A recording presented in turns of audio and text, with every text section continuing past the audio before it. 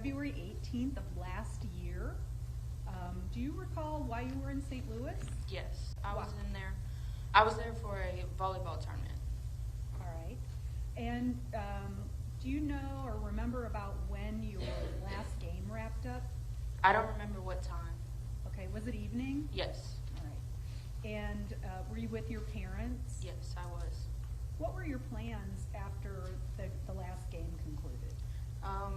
To go back to the hotel and get some food, like pizza, something like that. Okay, that's what you wanted, right? Yeah, that's what I wanted. So, and how were you going to get to the hotel? We were going to drive back. Okay, so as you were walking to get to your car, do you remember a traumatic incident occurring? Yes, I do. Okay, can you describe in your own words for the jury, were you standing on a curb? Yes, I was. All right.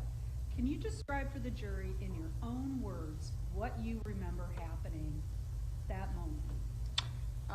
I remember because we were right across the street from our car, and we were about to walk, like, cross the street when I was looking before I crossed, and I saw a car coming, and it was going really fast, so I told my dad to watch out.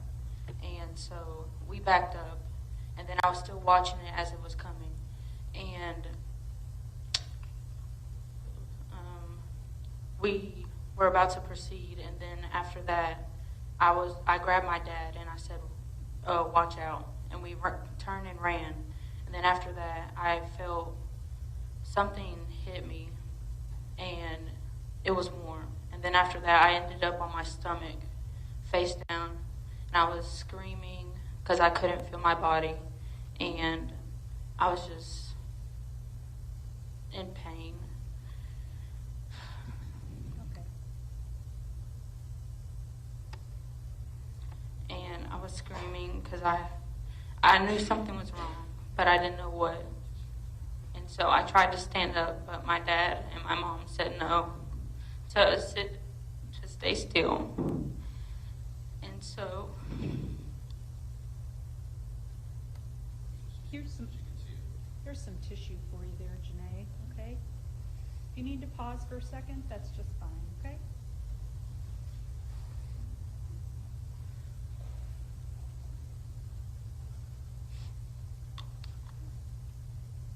And so my mom came and was holding my face, and she was saying, don't close your eyes, stay awake, don't go, like, don't close my eyes at all.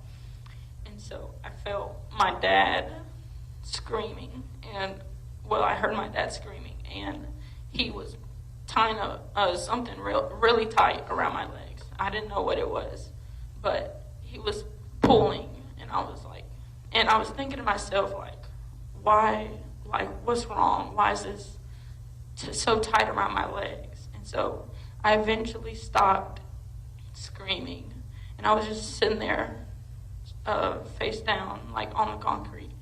And my mom eventually got up and walked around, and I was just laying there thinking to myself, like, what's going on?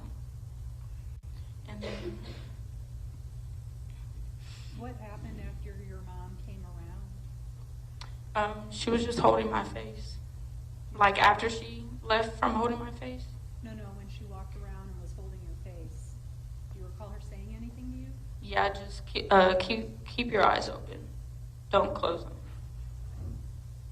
So were you aware of any of the sounds or anything like that while your mom was holding your face? Mm-mm. I just heard just people around me talking and yelling. I didn't really know what they were saying. I just heard noise and people talking. Okay. What's the next thing that you remember? I remember going into the ambulance, and I was sitting there, and I had 3 people on the right side of me and 2 on the left.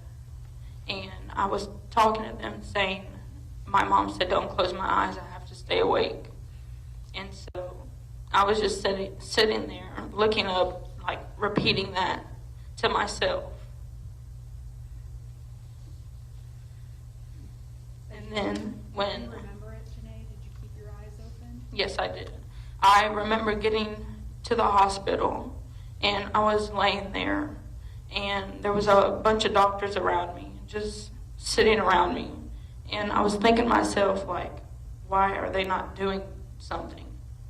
And they were just sitting there, and I remember talking to them and saying, my mom said I have to keep my eyes open. And then I eventually remember my mom and dad coming, and they were like up at the top near my head.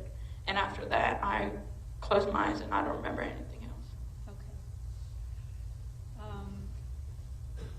What's the next thing you remember happening? When I sat up for the first time in the hospital, because I was always laying on my back, because I had these metal rods sticking out on my pelvis.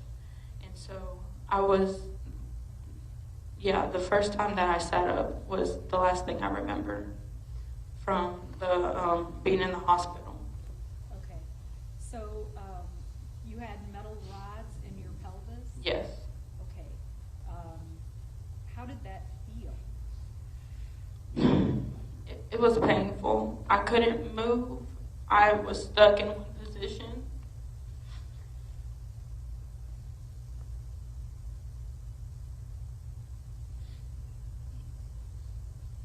Take your time.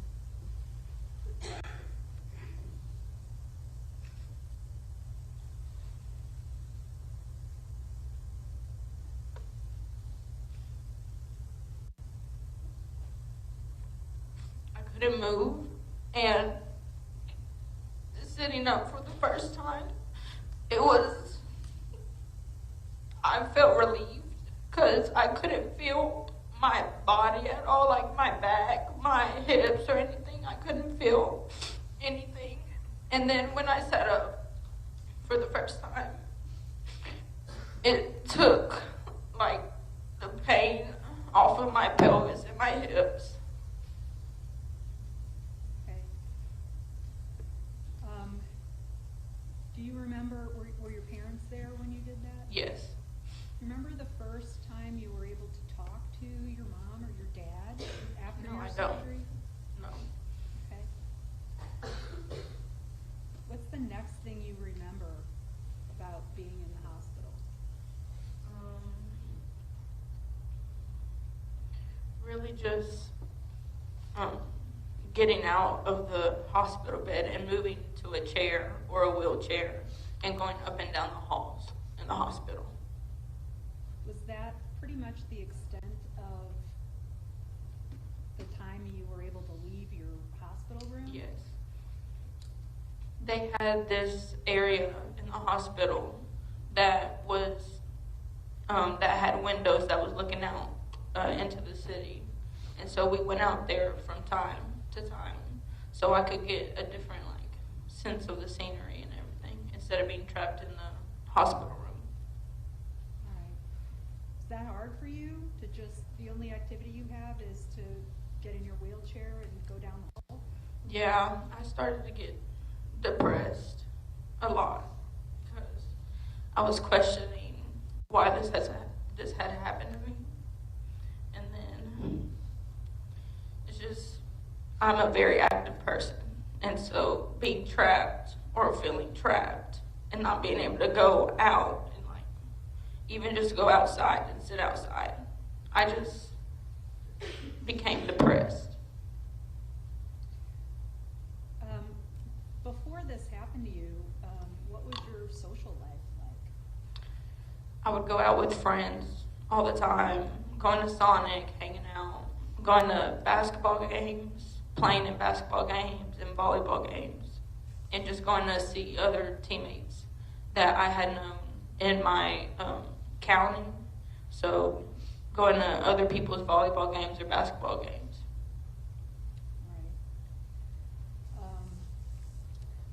So can you talk about the healing process? And most importantly, I'd like you to describe for the jury what your pain levels were like because of this injury. It was just awful. Had stabbing pain all throughout my legs. I was numb majority of the time that I was in the hospital, and even coming out, and even now my legs are still numb in places and I can't feel hardly anything. But it was stabbing pain all through, like down my back into my hips and my legs, and I just couldn't deal with it anymore. And it just got to the point where I was like just tired of it, and I just felt helpless because I couldn't do anything except for deal with it. Okay. Do you remember having any kinds of sensations? I think phantom pains. Yes, I had. Can you describe for the jury what that is? Yeah, so it was feelings of I could like feel my toes, or even like feel the rest of my leg, and like getting when you have an itch on the bottom of your foot. I had feelings like that, and it was just feelings like I could move my toes. So I had that a lot, and it like because I have nothing anymore. It's just cupping helped with that, and like to retrain my brain to say like my leg stops here and that I don't have a foot or anything anymore. When you had those phantom pains in your toes or your legs, psychologically, what did that do to you? It's hard to explain, but it's just something I just had to come to terms with, because like I couldn't fix it. So it's just hard. It's just hard to explain. All right. And at some point, would you do it was holding and cupping, that therapy? Were you doing that to yourself? I was, but at times it got to the point where it just hurt so bad I couldn't do nothing except for like cry and scream, and so my parents had to come and do it, and my dad was on one leg and my mom was on the other. All right. As part of your recovery, do you remember the wound care that had to be done every day? Yes, so we took these yellow sheets of Zero Form and Vaseline and saline, and we would have to put it over the bottom of my leg, the skin graft sites, and we just coated it all in Vaseline, which helped me heal. And then we would take I don't know the name for it. That's okay. But it's the bandages that I put around, like over it, and so we wrapped it in a figure 8 to help with the swelling, so it didn't swell. Okay. You had to do that every day? Every day. And then before you could put the new material on, did you have to take the old off? Yes. Can you describe what that was like?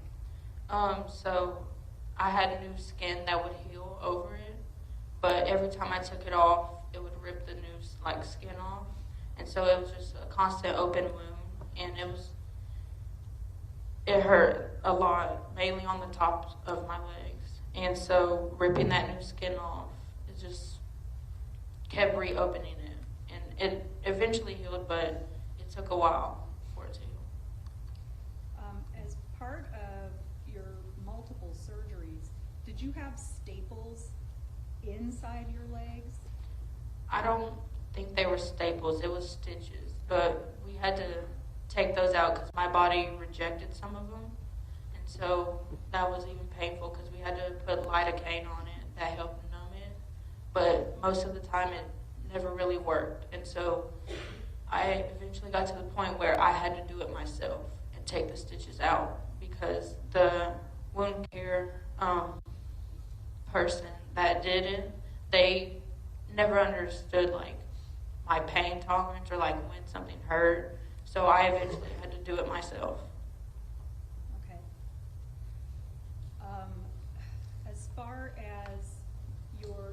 still have more surgeries ahead of you, is that Yes. right? Yes. Okay. And can you tell the jury about your physical therapy? From the first time you started getting physical therapy until now? So my first time was in Vanderbilt when we life flighted from St. Louis to Vanderbilt back home. And I don't remember my very first time going, but it was mainly like me trying to like be able to bend my knee and get that back because I was in a brace that kept my legs straight all the time.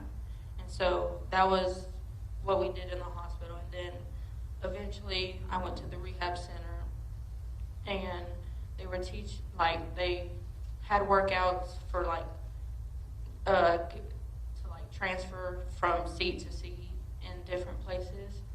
And we did a lot of that. And then being able to pop up on different surfaces in my wheelchair taught me that. Then I eventually started physical therapy back home, and that's me using my prosthetics. Is when I would do therapy there in my prosthetics, walking, just relearning the balance and everything. Okay. I want to, and your physical therapy is ongoing, correct? Yes, it is. And there's no definite stopping point of when you'll end No. that, or if it will continue for years in Yeah. the future, right? Right. Okay. Before we get to your prosthetics, I wanted to talk to you about, do you remember the first time you saw your sister and I believe, was it your brother? Yes. Okay, can you describe that?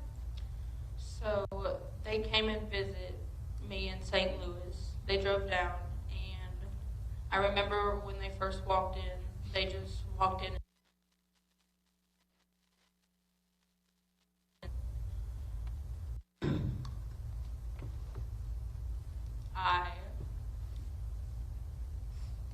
I'm not the type of person to show my emotion because I want to protect my family. And so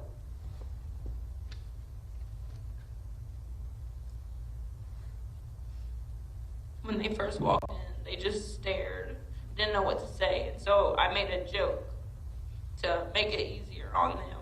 And after that, they just started talking to me like normal before, how we normally would be. Do you remember what your joke was? Yes, it was, "Hey, I have no legs." That's what I said to them. Like in a surprise tone? Yeah, and I raised my leg up to show them the right leg. Okay. Did that break the ice a little bit? Yes, it did. Okay. All right. So let's talk about, since you've been home, you graduated from high school, right? Yes. And can you tell us, you were in National Honor Society, right? Yes. Okay. And you graduated with your class. Yes. And then after graduation, what did you do over the summer, if anything? I celebrated my birthday, but I had another surgery on my birthday.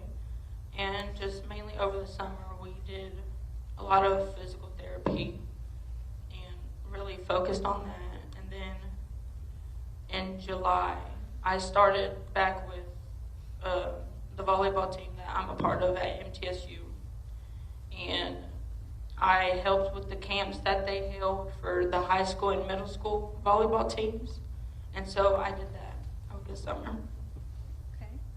And I understand that you had a scholarship, a college scholarship, that you've been given. Yes. Did you go to that school? To UT Southern? Yes. I went for a visit. I don't remember when, but it was before my tournament here that I went to. And I had just committed think it was Thursday, is when I committed. And yeah, we went on a visit to the school, and I practiced with the team, looked at the campus and everything. So yeah. Okay. And are you enrolled in college now? Yes. Where are you enrolled in college? Middle Tennessee State University. Okay, so that's different than the first scholarship that you got? Yes. Okay. And why did you end up going to the other school? To MTSU? Yes. Because of my accident. Not my accident.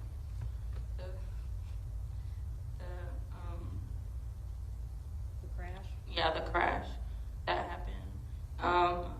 UTS was an hour away, and I still had surgeries and doctor's appointments I still had to go to, and so we found a closer college that's 20 minutes away, which is MTSU. Okay. Are you engaged in any activities there? Yes, I'm a part of the volleyball team. Okay. What's your role? I'm a manager. Okay. All right. I'm going to show you a few photographs. Oh, well, let me ask you this. Before the crash, were you driving? In Like- other words, not at that moment, but did you have a driver's Yes, license? yes, I did. Okay. Yes. And since then, do you have a special car? Yes. Can you talk about the accommodations of the car that you have now? Yes, so I had to get a new car because my old car didn't have electric seats because I can't like pull the seat up to adjust it. And so I got a new car that's electric seats, and they had to put hand controls in to even work the car because even though I have my knee on the right side, I don't have the same sensation like in my ankle and my foot to even work the pedals. So I had to go to a driving course again and it took 2 times where I had to do all these tests and learn how to use the hand controls on the road and everything. And so I had to take that and then go drive again and get a new license to be able to drive. And so, yeah. Okay. So are you able to drive now? Yes, I am. All right. And you have a valid driver's license? Yes. For the accommodations that you've Yes. got now, right? Yes. Okay. Just want to show you a few pictures, okay? Excuse me. So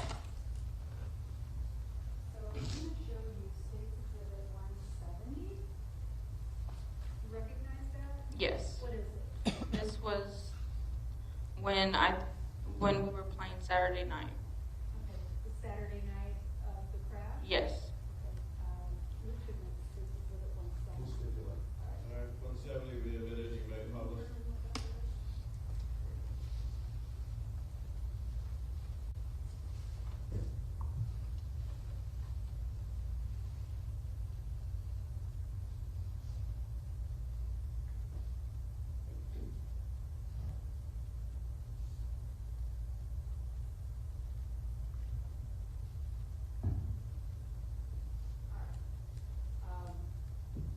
That's the last game that you played that night? Yes. Okay.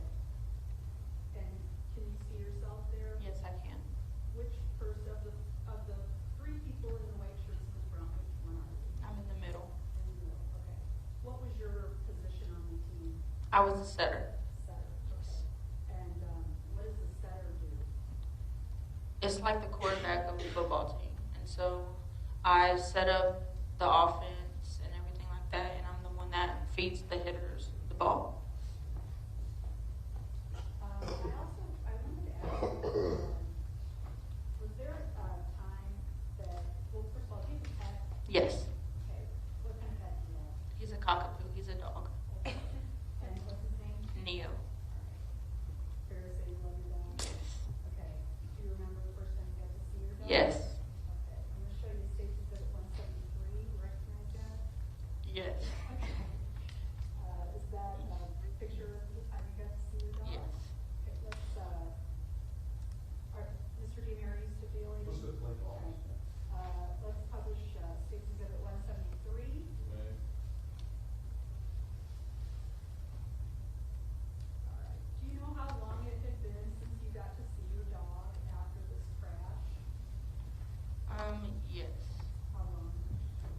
the whole time I was in the hospital, but I first seen him, that was at Vanderbilt, is when I seen him. Okay. So is this dog, are you kind of his person? Yes. Okay. Yes. So I want to go back to your phantom pains. Were there any issues with triggering your phantom pains regarding Neo? Yes. So at first it was him sitting at the end of the bed, and I could look at him and I could feel like I'm rubbing my feet against his fur. So I had that type of feeling. And then eventually it got to the point where I could like anticipate him coming up to me and see him just walking across the bed, and my legs would start tingling uncomfortably, and it's just an uncomfortable feeling. Or even if he like licked me or like sniffed me, it would tickle, which made my whole legs start tingling uncomfortably. I'm going to show you what's been marked State Exhibit 180. Do you recognize that? Yes. Okay. Let's look up at the board up there.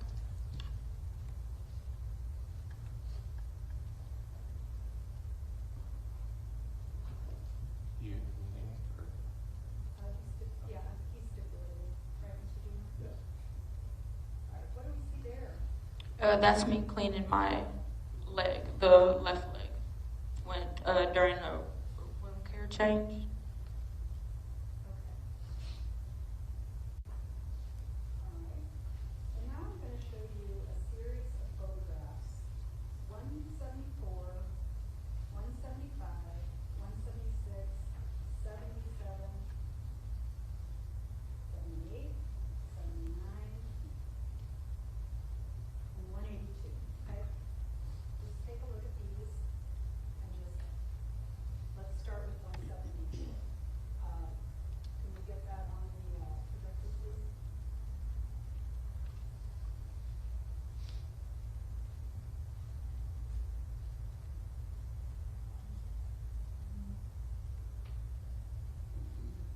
Can you describe to the jury what's in that photograph, what you're doing? This is me at the rehab center when I was had a physical therapy like time that I was doing there. What are you doing there? We're on the Bosu ball, working on my balance.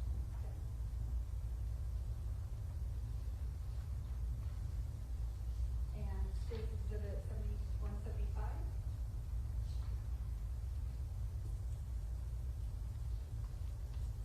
What are you doing there?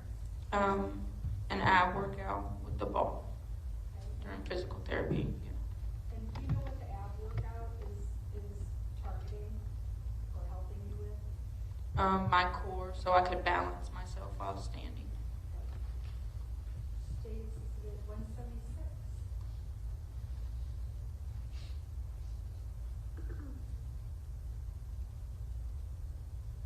What kind of therapy are you doing here?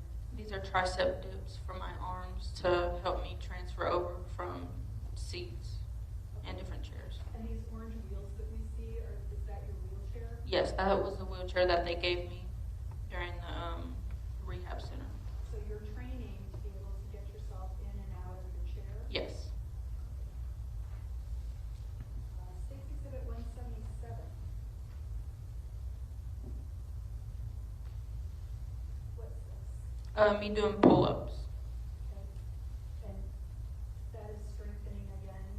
My arms to help me transfer over. State Exhibit 178.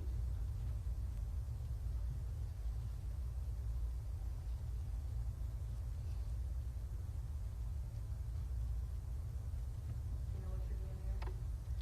I was proud. Okay. No. That's another. Yeah, another workout. It was probably my leg lifts to strengthen my glutes and my hips. Okay. And 179.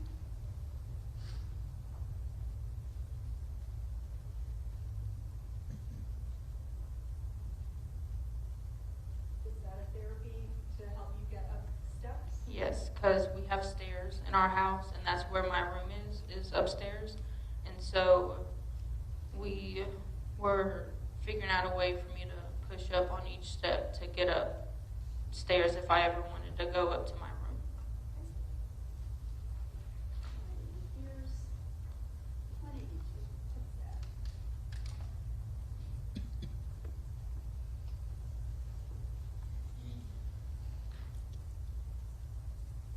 This is when I walked at graduation.